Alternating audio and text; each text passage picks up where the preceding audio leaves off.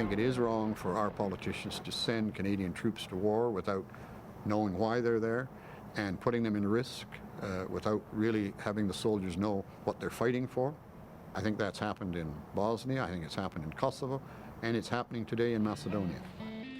Parliament's apparent lack of knowledge and concern about the dangers our forces face is not lost on those who put their lives on the line. I love being a soldier. I love the action. You know, I was never happier than when I was in Sarajevo or Rwanda or jumping out of a plane with a commando.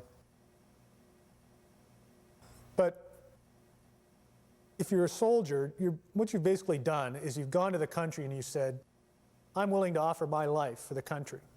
Now, you know, that's putting a high spin on it. None of us are all that philosophical about it, but essentially what we've done is we've gone to the government and say, yeah, in exchange for a paycheck and a bit of adventure, you know, we'll offer up our lives for you. There's a certain sort of written-in clause in that that says you believe the government will not throw your life away, it will not abuse that sort of privilege that they've been given. When you join the military, you do take on a contract of unlimited liability. You are putting your life on the line firmly. In the military, you must be willing to lay down your life to execute your contract. And you must be willing to do it in terms of your country's national interests.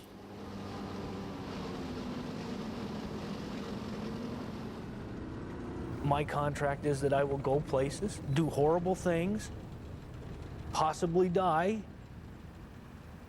maybe get nightmares, come back. That's my part of the contract. I did that. So did my guys. To the max, they did that.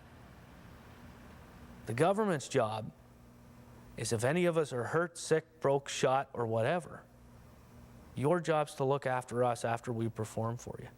If we come back dead, then you look after our families. Because that's your side of the contract. I think they forgot that.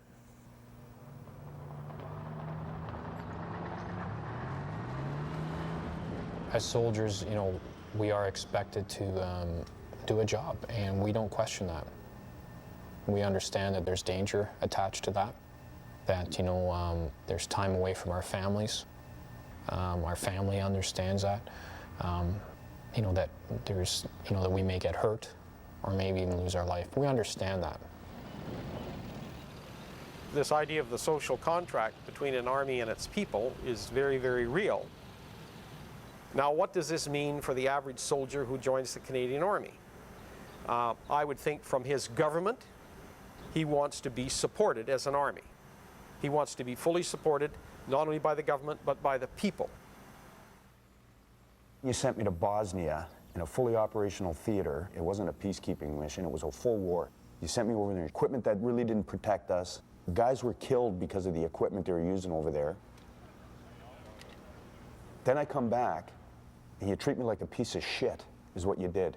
You treated me like I stuck up to my part of the bargain. I signed a contract saying what I was going to do, and I did it. I did it. I mean, the Canadian government's been handed the lives of 60, 70,000 Canadians to do with what they will. And at some point in my career, I stopped believing that the government had the best interests of the soldiers in their hearts. The link between the men and women who vote and the men and women who get sent overseas is supposed to be forged in Parliament, where the national interest is debated. Major General Dan Loomis won the Military Cross in Korea.